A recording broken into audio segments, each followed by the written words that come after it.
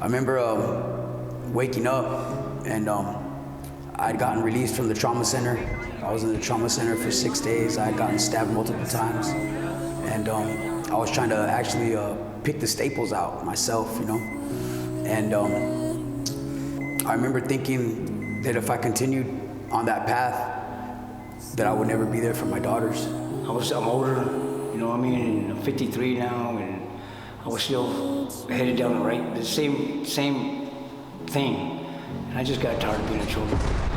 Being homeless, not caring about myself, you know, not caring if I took a shower, you know, not getting a haircut, not even worrying about how I look, staying in abandoned houses and just not caring at all, not caring about my life or caring about the next day. I was homeless at the time with my dad. I remember I couldn't get up. I was already feeling like that urges of, like, I need a smoke. I need a smoke to get my day going. I needed a beer, you know. We lost our apartment, and I was on the streets already. The three of us, my brother, my dad, and me. I used to smoke, you know, meth. But then when I started slamming, it was a whole different thing. I was behind a dumpster and I got high. I stuck the needle in my arm and I blacked out. And I laid there for like 7 hours, you know, and I came out of it, and how, I don't know. All I know that it was God, because scientifically it's impossible for someone to come out of an overdose the way that I did. And at that moment, I heard very clearly God saying to me, I'm not done with you yet. I would go and try to open doors and they were shut. They didn't want nothing to do with me. And I remember I went home to my mother the day I got fired, and I didn't tell her. But devastated and disappointed enough, not only with myself, but with the whole situation that I couldn't change.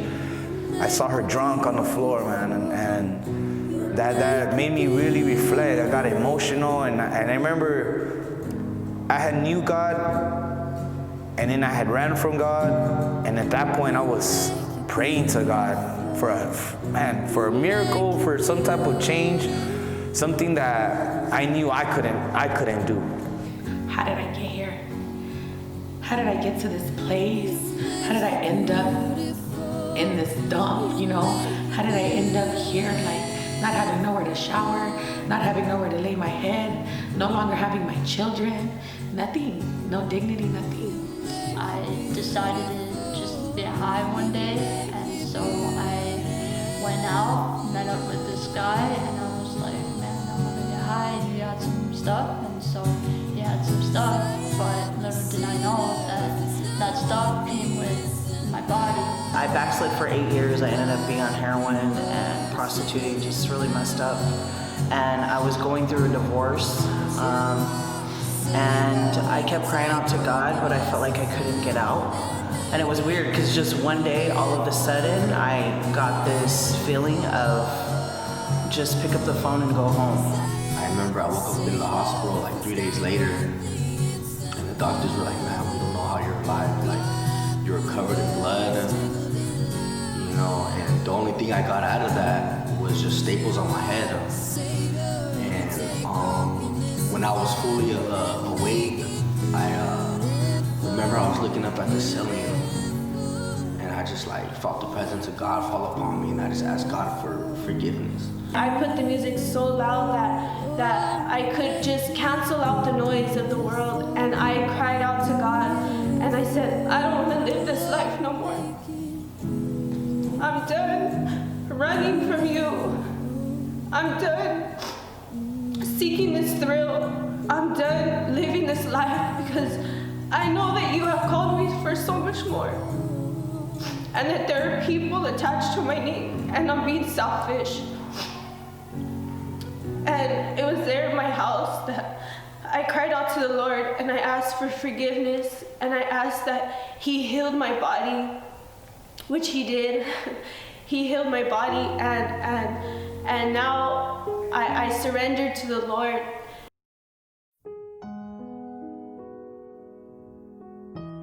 So I remember pulling up, and I popped my head up, and I was like getting high, for the last time, and I couldn't see nothing. So I told my driver, I said, okay, I don't even know where we're at. Let's go. I said, no, I'm not getting off the car. Take me out of here. And she's like, no, but we drove so far. Get me out of here. I told her, I can't see nothing. I don't even know where I'm at. No. And she turned around, and we drove back out dusty trails. First impression, again, it was midnight. I had been drinking previously, so I'm just like, hey, okay. Relief, though, that I was somewhere safe, no longer out there, on the streets. But still, it was interesting, when I walked in. And once I turned to the Lord's road, I start feeling those bumps, and I look at everywhere, I'm like, I'm right in the middle of nowhere, What the heck is gonna happen? Desperate to just let things go, and never told my family where I went. Never told my family I'm gonna turn myself in. Straight up. My mom probably thought I was dead during that time, or they were probably looking for me in prison, looking for me in county jail. But I had to make that change, and I'm grateful for Victory Outreach. And I called Pastor Felipe, and I told him I need to go back to the ranch. Whatever I gotta go through, I'm gonna go through it. As if this is gonna bring me change, I'm gonna do it. So I'll push through it. And I started talking to my fiance, and I was like, you know what, I'm gonna leave. I'm not gonna go to the ranch. I remember saying that to her.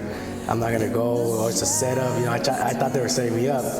But when I was gonna walk off, one of my other coworkers went to the other side, and he told me, he's like, hey, you got a spot on the ranch. Like, you're going no matter what.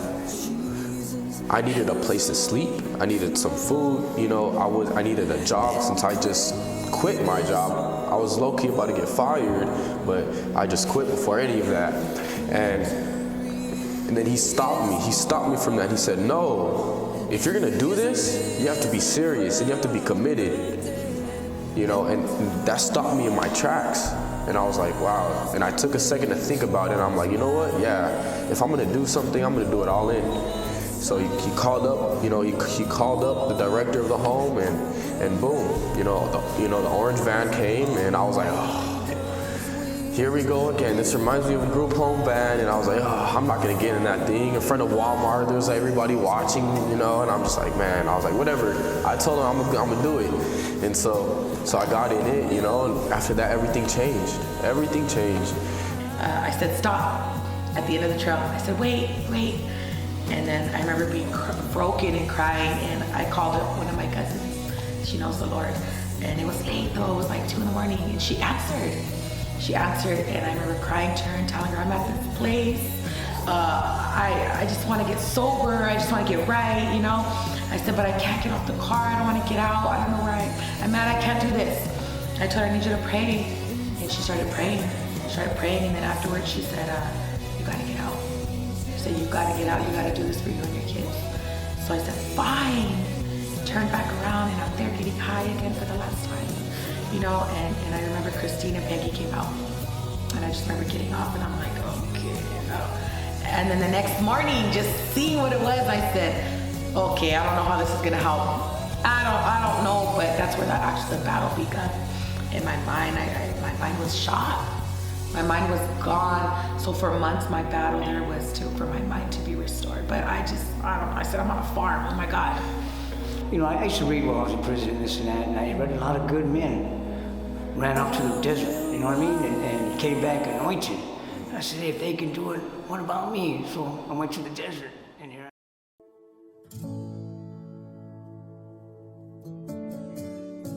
The Lord had took everything, and he asked me for everything, and I said yes. But there was a soul tie that needed to be broken, my ex-husband. And I remember the Lord saying, give it to me, lay your Isaac down.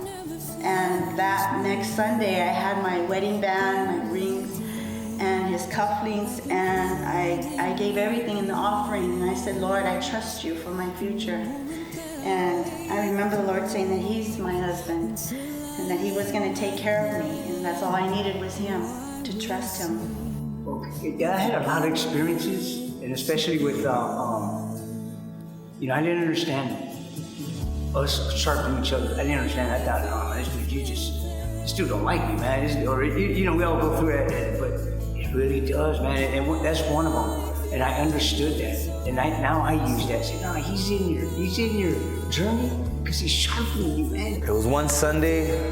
I never got a reply of a letter, but my mother, since she knew that I was here at the church, this Sunday I was praising the Lord. I never expected this. My mom came and ran up to the altars while we were alive in the river. She gave me a big old hug, bro, and crying and broken, and I asked her for forgiveness personally. And from that point on, I was free to have a new relationship with my mom. And now my mom is at the home. She's at Victorville, and I believe that because of the process of me surrendering my life to God, she saw the glow in me, and that motivated her, bro, to want to change her life too.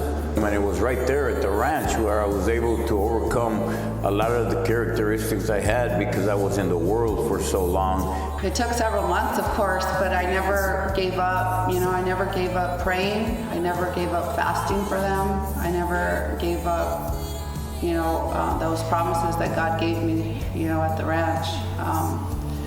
And little by little, letters started coming.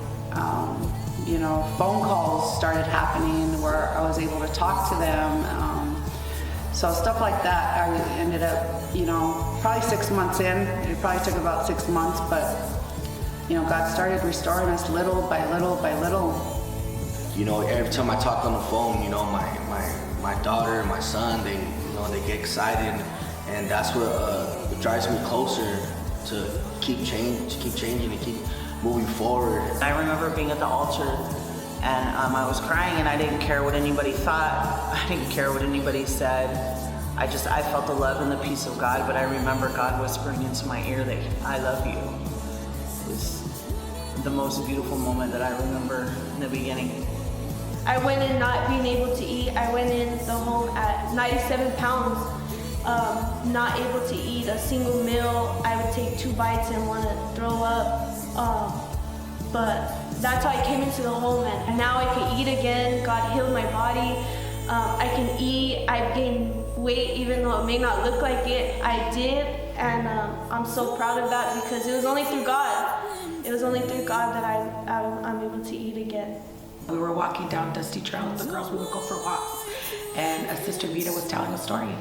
She was telling us a story about how she grew up Catholic, and on the chalkboard, that they would draw 3 circles, and that they would teach them that this is you, the second circle is the priest, and the third one is God, and that the only way to get to God is through the priest, right? So she's telling us this story, and that she was so rebellious that they ended up kicking her out because she was telling them, no, all you need is Jesus.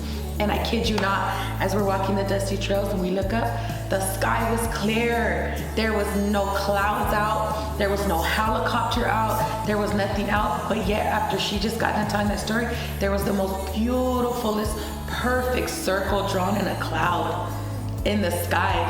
And that was God, like, yeah, the only one, it's just me. And after that encounter, can nobody tell me different? That God did that just for us. God did that just for me, to let me know I'm real and I'm with you, and all you need to do is come to me yourself. My calling is rehab. We used to call it rehab back in the days. So, you know, I think my job is to stay and to help build. And I plan to stay until God opens the door or, you know, Pastor, you know, sends me out somewhere once again. We decided that we wanted to stay, you know, and just be part of what God's doing, be part of, just out of, you know, gratefulness, thankfulness, and so we chose to stay, to help out. And I know that right now we're on the director's track, which I'm excited for. And so we're headed in that direction, so together.